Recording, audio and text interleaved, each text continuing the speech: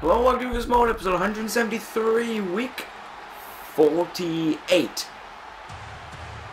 Yes, yeah, I'm gonna go with it. This is ECW, and we have a new man making his debut. Making his way to the ring from Tokyo, Japan, Kent. I can guarantee that pronunciation is wrong. I mean, that's what he was known as back then, but now it is Hideo Itami making his debut on ECW.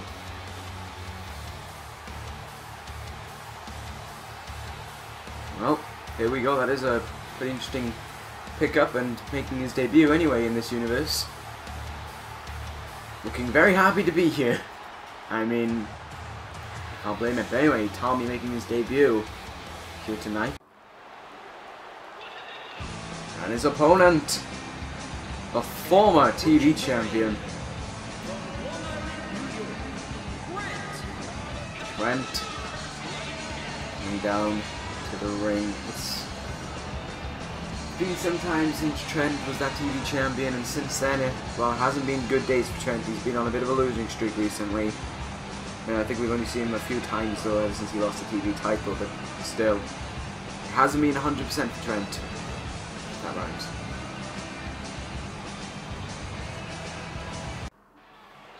Alright, anyway, we start things off tonight. Two men colliding. Thank you for joining us on this unforgettable night. Michael Cole, Tommy and Barreta. Quick crucifix there by Tommy, but I believe that was a kick out at one by Trent. And look at this, a series of kicks and errors indeed occurred. Kick to the gut anyway by Trent. Forearm to the back as the reversal. Both men reversing each other to start off with. Tommy with the arm drag there just to bring an end to that, and then a nice back suplex, and again quick strikes, and now kicks firing away in the corner. And Tommy letting Trent get back up to his feet. Single leg drop kick right to the face. Oh, look at this. Nice hurricanrana by Trent. And Tommy flying off the ropes apparently.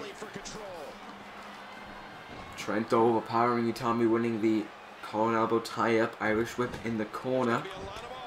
Kick to the gut by Trent. Second rope.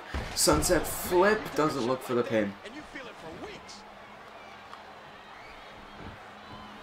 Trent really relying on the Irish whip right now, and a nice quick drop toe hold. Trent has taken control of this match, and Tommy looking to try and reverse his way out of this. So now he needs to try and take control, but he can't do that because Trent pulls out the reversal. Quick strike, chop is reversed, but a tilt-a-whirl neck breaker by Kenta, and he's gonna fly, but I believe he was either too short or Kenta does.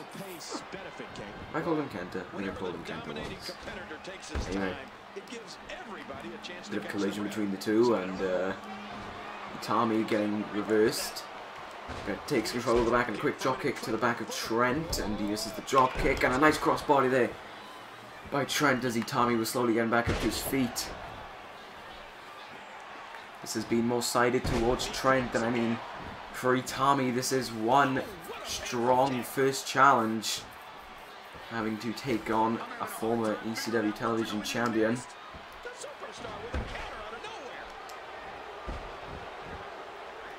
And I wanted to sneeze there, but that wasn't happening. Itami just trying to slowly work away on Trent. He's trying to work on the skull, and he's kicking away like a mazafazza.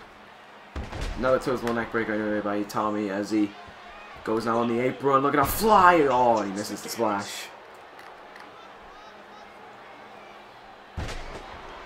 Trent doing a good job there, just trying to work over the leg.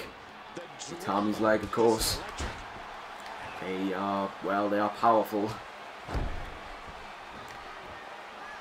Spin back and forth between both men. Tommy! I'm not just, I mean, that was a kind of, wow. 2, Trent kicks out anyway. Oh, but it is caught. Oh! Lovely spinning heel kick by Trent, and a knee to the skull there anyway. Oh, look at this. Reversal by Tommy. Hurricanrana pin. There's two. Trent rolls back on it. And now Tommy rolling back through it. Kick out at two. And again, just quick tilt-a-whirl neck breaker, looking to slow it down slightly. Oh, he's got Trent up. Yes, that is the go to sleep. Yes, Punk uses that move. 2, 3. That is that. Tommy with the win. And someone should tell him that you may have been able to do that in the Indies, but in this land, no, sister. That's Punk's move. But anyway, Tommy, in a pretty back and forth match with Trent, that picks up the win. Trent's life, not life, that was a bit severe. Trent starts to go a bit downhill, and Tommy starts off on the right track as we head into our next match anyway, which is the new Nexus taking on Antonio Cesaro and Wade Barrett. I believe we can still call them Europe's finest, and I gladly will. Anyway, that's next. Alright. Here are the opponents for Europe's finest tonight. It's the new Nexus.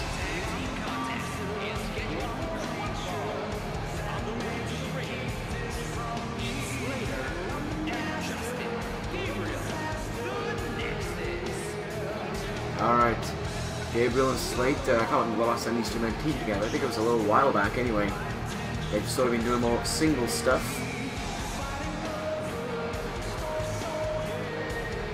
I'm not entirely sure, I think it's been a little while since they teamed, but anyway, their first match back together as a team since a little hiatus is not an easy one. And well, this is pretty much why. It's one half of the new ECW Tag Team Champions. From Switzerland, weighing 232 pounds, one half of the ECW World Tag Team Champions, Antonio Cesaro. Antonio Cesaro coming down to the ring.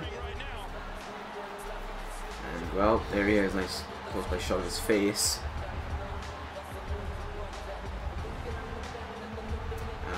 Well, as Cesaro comes down to the ring, he told me that with, of course, this landscape of ECW changing as it did back at Survivor Series, he feels as if it's time for a change himself. Not away from the tag teams, of course. He is loving the fact that he's a two-time ECW Tag Team Champion, and he said he won't take it away to go for other championships, such as the ECW World Television Championship, but something else, he said, needed a change. It's probably nothing major. Probably like, I don't know, a tire or some shit, because you're not exactly going to split up a tag team when you're tag team champions, are you? From Manchester, England, weighing 246 pounds, one half of the ECW World Tag Team Champions, Wade Barrett. Both teams look ready. Anyway, Wade Barrett and Antonio Cesaro, two-time ECW Tag Team Champions. And it's a sense of deja vu, of course, for these guys as they're putting out Survivor Series. Back last year, they were the #1 contenders for the tag team titles. And yeah, anyway, they were the #1 contenders for the tag team titles at Survivor Series. They went on, won it, and then this year they did exactly the same. Alright, anyway, it's Heath Slater starting off against Antonio Cesaro. And Cesaro starting things off with a quick rake, trying to, well, he's not really trying to, he's just informing that Heath Slater to wake up. Being a right back, he's not on the card tonight.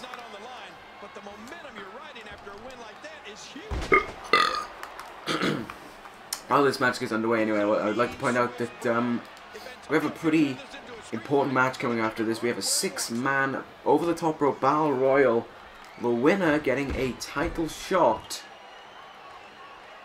at what's his name? Dibiase. Not a TLC. Dibiase has asked for the match not to be a TLC because he feels as if he's not really wanting to be on TLC right now. He feels as if the entire focus of that show should be on his father, who of course is set to defend against AJ Styles. But anyway, the ECW after TLC, we will get a television championship match between the winner of that 6-man battle royal up next. The 6 men are in there, we do not know. The general manager has picked them out, but has not stated who they are. I wonder if we'll be seeing any new faces around. I kind of hope we do. It'll be interesting anyway. Tag made to Barrett and Gabriel. And look at that, trying to bust out of the blocks was Gabriel, but walked straight into a sit-out spinebuster. I think Wade Barrett just got a bit confused there.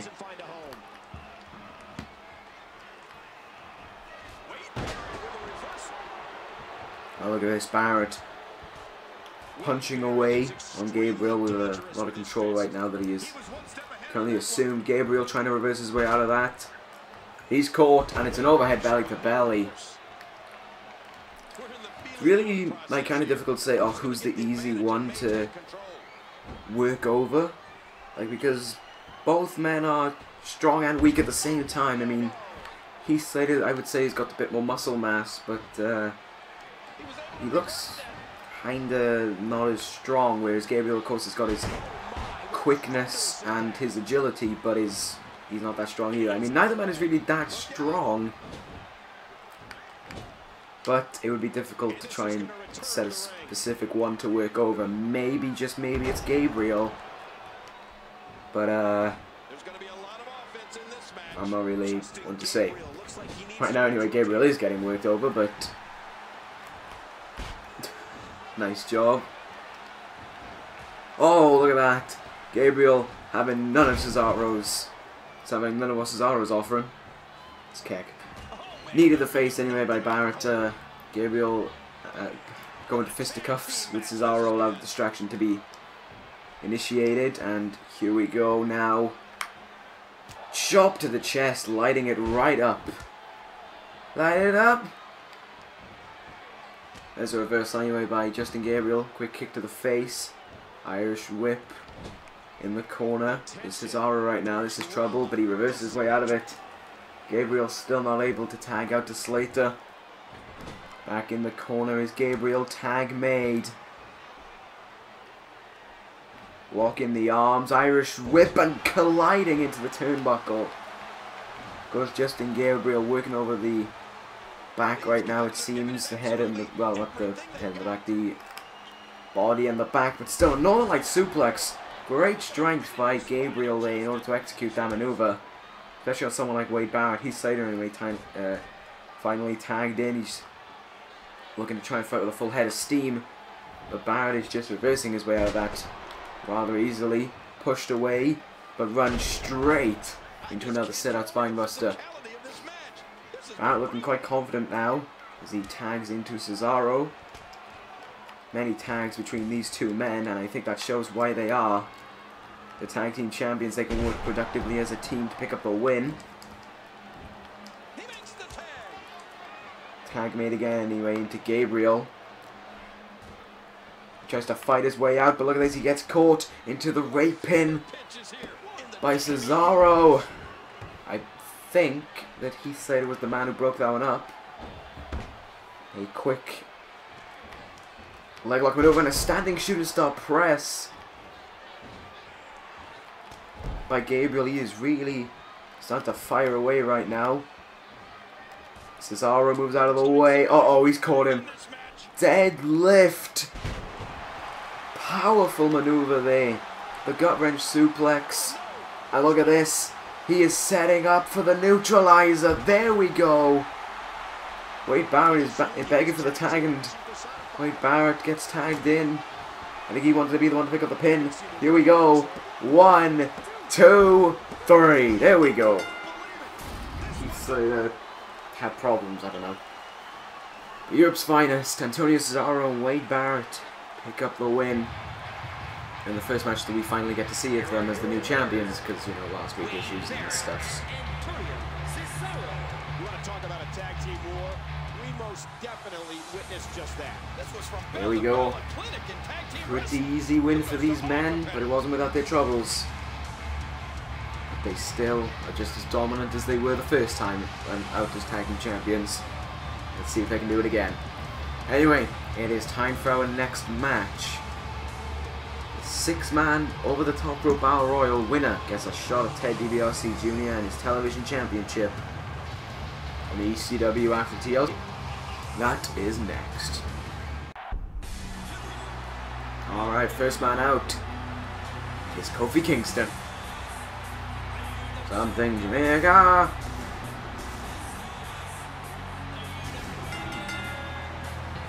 The following 6-man contest is an over-the-top rope battle royal. Making his way to the ring from Ghana, West Africa, weighing 221 pounds, Kofi Kingston, I believe, has had shots at the championship before and could make it another one if he is to win this battle royal tonight. Let's see the other men are first though. Okay, well it's been a little while since we see this man as well. Fandango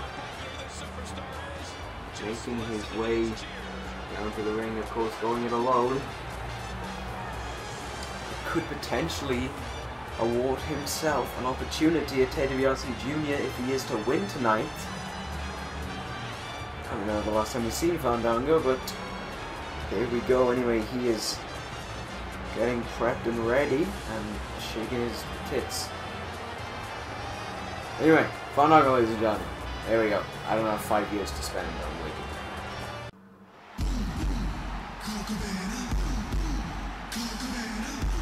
This is probably the loudest theme we've got in the game. Yay! My headphones are on the other side of the room and I can still hear this theme. It is Colt Cabana, and I'm gonna have to move kind of closer to the mic. It is Colt Cabana, as we can see, coming out of the ring right now, and he's getting set for this match. And of course, if he is to win, he will get Ted Dibiase. There's a good chance for Colt Cabana, and we shall see how he carries this out. Theme over! I need to turn that theme down.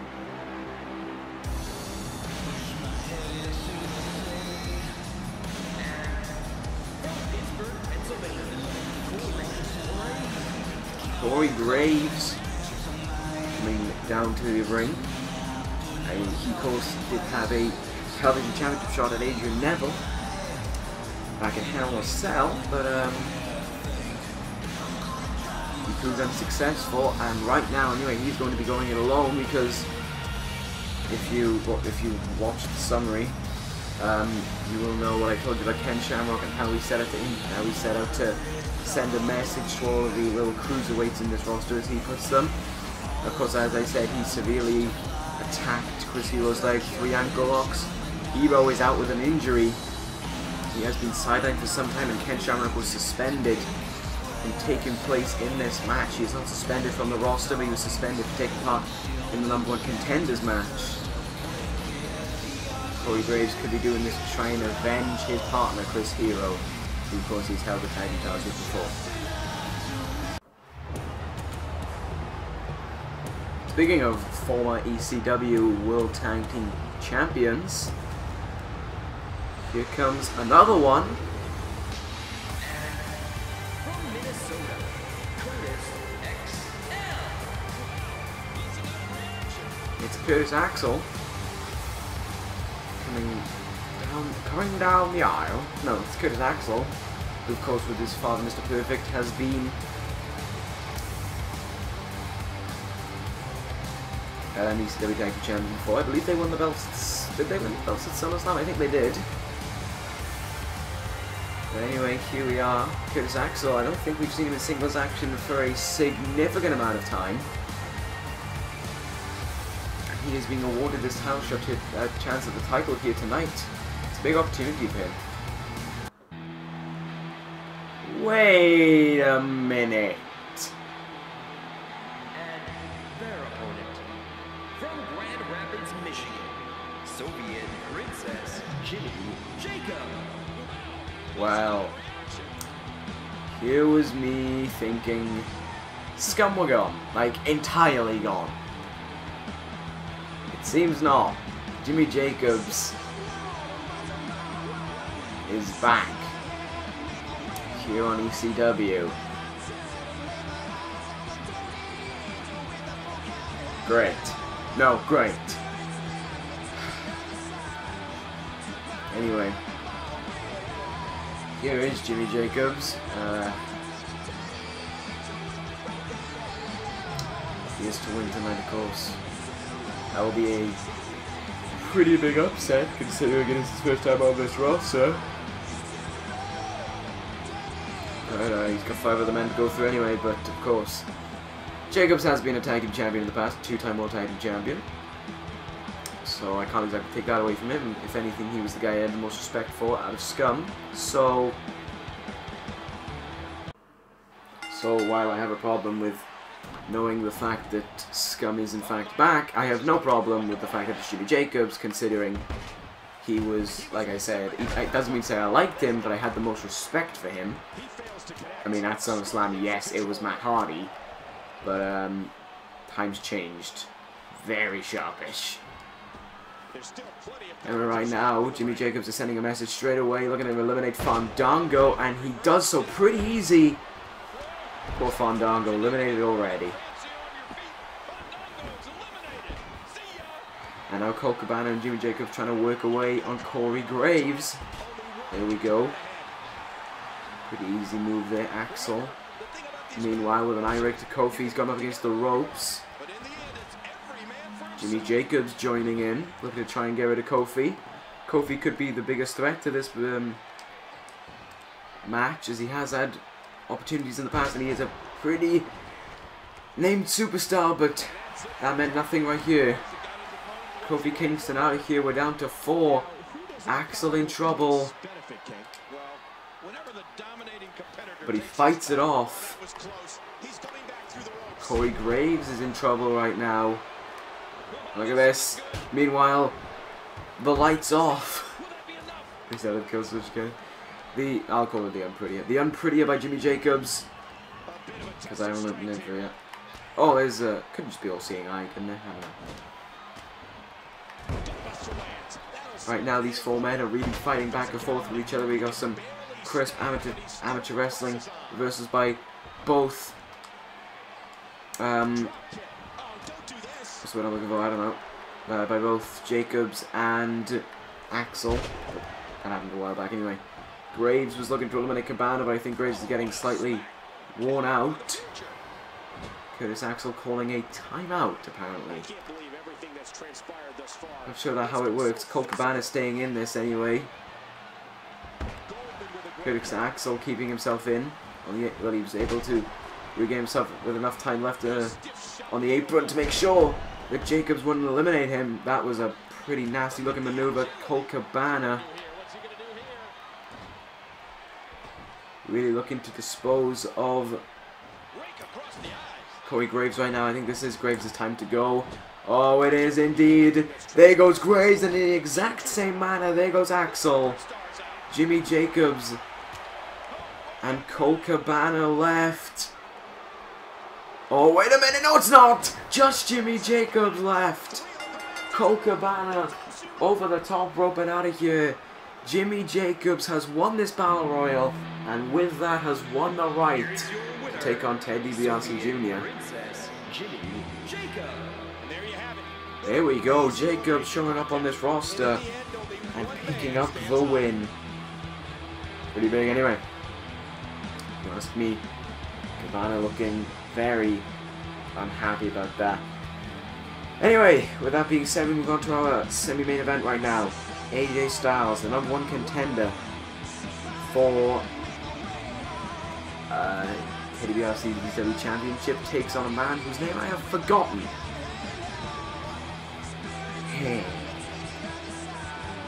It'll come to me.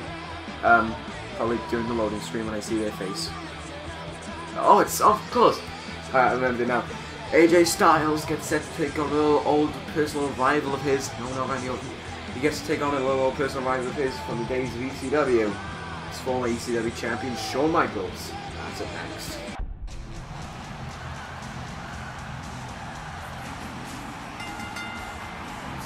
The following contest is scheduled for one fall. Making his way to the ring from San Antonio, Texas, weighing 227 pounds, the Heartbreak Kid, Shawn Michaels. Here he is, as he gets set for his long-time rival as an opponent. Never really a huge rivalry between the two, but there was always back and forth tensions between these two men. It is Shawn Michaels and AJ Styles. Shawn Michaels has stated that he wishes AJ Styles the best of luck. But if he can't do it at DLC, then he has warned him that he will be next in line. He feels as if he is next in line, and he is going to take that championship off Ted Dibiase and become a two-time ECW champion. He has said that while Styles is the #1 contender, he's not going to take him lightly. He's not going to give him the easy road. He hasn't been paid off by Dibiase, but he wants to give him one hell of a match, the way he feels as if these two men should go about it.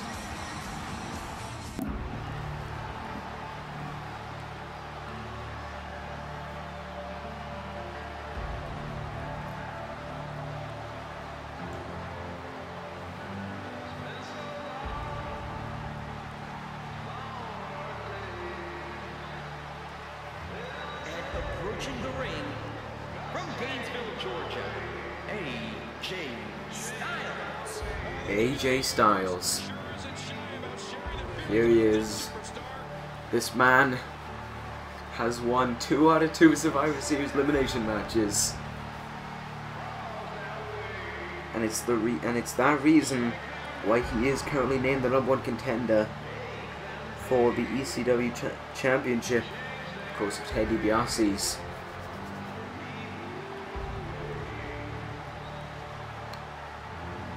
I believe they meet in about 2 weeks or so.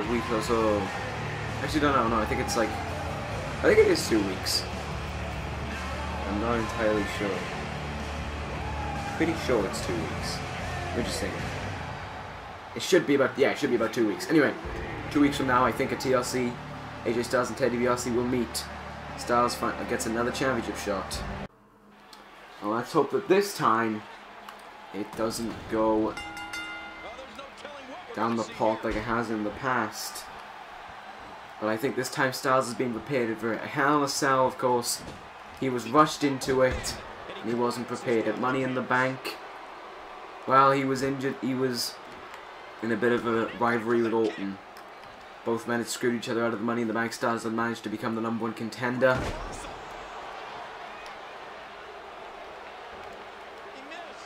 And where was I? Anyway, Styles managed to become the #1 contender, and well, he wasn't 100% heading into that match. This time, Dibiase has got no personal service to rely upon to keep him in this match. He tried to pay off Bobby Lashley last week, and that failed. This week, Styles goes one-on-one against Shawn Michaels to please the people, to put on an entertaining match. As Ted Dibiase, anyway, is going against the man who Styles beat last week, Bobby Lashley. But that's a story for when that match is happening. Right now, these two men are really brawling back and forth. Styles using anything he can to his advantage. He's got to, as him and Dibiase are going to meet in a TLC match for the championship, which will be a hell interesting match.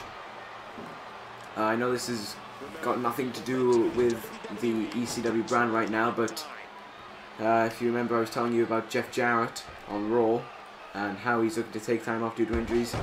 Jarrett has said that he can't hold off anymore. He is in extensive pain, and the next Raw, he wishes to take on a man who has been bringing a bit of a name to himself. A man who has been attracting a bit of attention. A man who's been a bit of a whiny bitch, so to say. He wants to take on The Miz. Not only does he want to take on The Miz because The Miz has been a bit whiny over the past weeks, complaining about Awesome Truth, but he also wants to take him off because he's kind of ripped off his finisher slightly with the King of the Mountain and the Skull Crusher finale. That will be next week anyway. Well, on next week's Raw, and there we go. That is that, but right now we're focusing on this match, Quick Tornado DDT by AJ Styles, who right now is holding that little bit of control over Shawn Michaels. Michaels trying to reverse it. Lovely sideways kick, but Styles again rolling out of it. This is the crossbody though. He was almost like he was in the air for too long. So Michaels could just prepare himself for that. Yeah, a nice atomic drop there by Michaels. Kick to the gut. Front face lock. Russian leg sweep reversal. Punch right across the face though by Michaels, but a quick arm drag. Brings a stop to that, but again Michaels reversing. These two men just reversing back and forth. Michaels, Hurricanrana, looking for the pin. Styles kicks out at one. Oh, he caught the boot. And again, Michaels with the Hurricanrana. And again, Styles just gets the show, just gets out as early as possible. The step up enziguri. That's the foreshadowing to what is about to happen. He's turning him around. Kick to the gut. Picks him up. Styles clash. There it is. Rolls over. Two. No, whoa, whoa, whoa. Michaels with a reversal. Rolling again. With another pin and the flying forearm. Michaels is trying to get himself back in this match. Oh. There's a splash. And again, two splashes. Seems as if right now the Styles need to try and change his ways, his evil ways. Okay, Styles is looking pretty confident. He turns him around again. Another step up enziguri. Second time. No, Michaels has used it to counteract. He reverses the Styles clash. And he's looking confused right now. He doesn't really know what to do. Oh, Michaels shrugs it off. Kick to the gut. Speaking of kicks, sweet chin music. There we go. Sweet chin music to AJ Styles. That could be it. Styles is going to have to fight out of this one. Hooks the leg. 1, 2, no. Styles kicks out at 2. And I look at this, he's trying to bring the fight, but Michaels reversing his way out of it. Uh-oh. Backbreaker. He turns him over. Oh, he's locking this in. Sharpshooter. Sharpshooter locked in. On AJ Styles. Styles in extensive pain right now. He is trying to crawl. I believe Styles made it to the ropes, but apparently no rope break was given. Second sweet chin music. Styles, this could be a problem.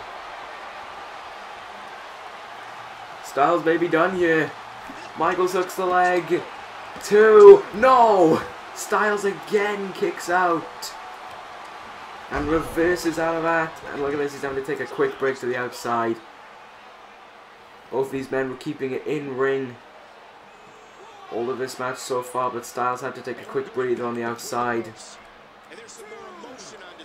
He's using the opportunity right now anyway to get a bit of momentum back on his side. There's a little shot to the skull. Michaels reverses, roll up. Styles, I don't know if he knew that was going to happen, but positioned himself correctly in the ropes. Lovely duck under there. Styles just looking to use quick attacks right now. He's not looking to bring out any big maneuvers. Nice standing leaping elbow drop. Michaels rides back up. Gets knocked straight back down. Another leaping elbow. Styles uncharacteristically to the top rope. I don't even know what that was. Corkscrew moonsault, shitty thing bob. That was to the max. Oh no, sleep hold locked in. Styles trying to fight with all he can. It's too little too late. Styles has to tap out. Shawn Michaels defeats the #1 contender. What could this mean in the future? Shawn Michaels has picked up the win here tonight.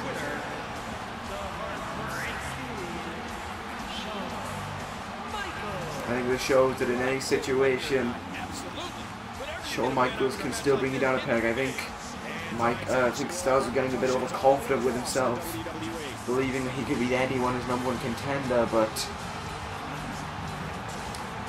that was not to be seen.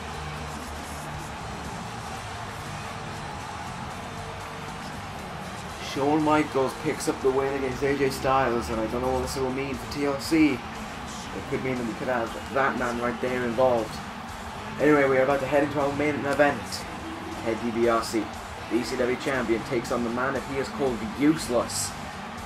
It's Bobby Lashley, and that's next. Alright, it is our main event, and here comes Bobby Lashley.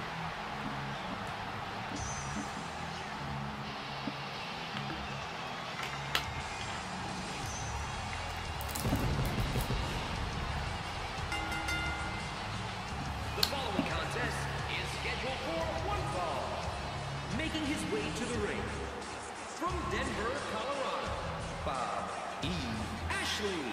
Anyway, like I said last week, Bobby Lashley couldn't get the job done, and Ted Dibiase called him stupid and worthless. He also called him extremely stupid because he didn't realise that when Lashley signed the contract to do as what Dibiase tells him to do in matches, he didn't realise that it was for 2 weeks and it expires after ECW. And Dibiase says that he needs to be made an example of, and Dibiase is going to teach him his mistakes by putting him through extreme pain. Well, here he is. It's Ted Dibiase.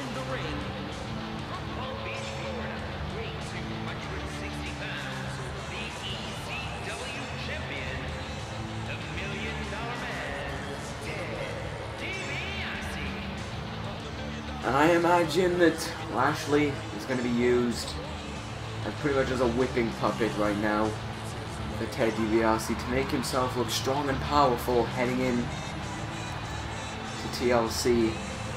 He has said that with money like this, who can go wrong? Money, as he says everyone's got a price. He proved that with Bobby Lashley, and he said at TLC he is going to buy his way straight to the top and retain the ECW Championship. He's going to send him a message tonight with Bobby Lashley. I mean, I've never been the biggest fan of Bobby Lashley, but he doesn't deserve to go through this. He doesn't deserve to be put through this treatment just so he can be paid, just so he can be given a ruffle on the head and say you did a good job. There are plenty of other men Dibiase could have used to make an example of. Bobby Lashley is not one of these men. And who knows what Dibiase is going to do here tonight. He's already starting things off with a Dream Street. Lashley is actually trying to fight, but I think he's just doing this more for the virtue of himself rather than what Dibiase requires of him. 2 Dream Streets. He's just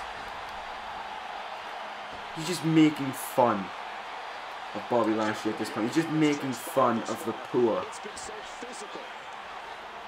Look at this, Lashley though. He is trying to fight back, but Dibiase just pushing him off. He's just laughing in his face at this point. And now we head to the outside. He's trying to fight back.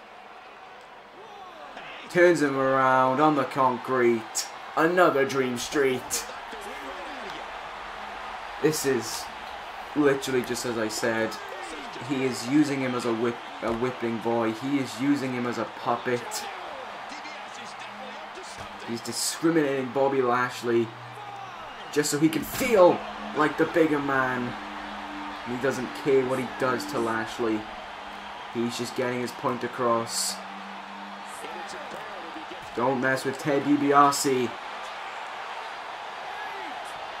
He's looking a lot more ruthless with these moves that he's doing to Bobby Lashley. Spear through the barricade.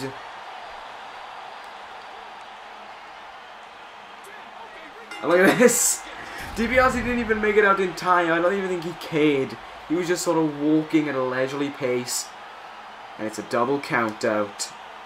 To be fair, Dibiase doesn't care. He was just hurting Lashley. He was just inflicting pain on Lashley to the point of whatever to him. He realized he wasn't going to lose, so maybe he'd make Lashley that a little bit better and suffer with him. But Lashley has been through insurmountable odds right now. He's been raped as a human. He's been raped of his humanity. He has just been forced to do the most groveling task possible. I do feel sorry for Lashley. Dibiase is turning into a bit of a power freak. He is turning into a bit of a sycophant. He needs to be put down soon, and AJ Styles needs to do this at TLC. We're getting closer to it. Now we just need it to happen so much sooner. Anyway, this ends ECW. Thank you for watching, and I will see you on Friday for SmackDown. Until then, take care and ta-ra.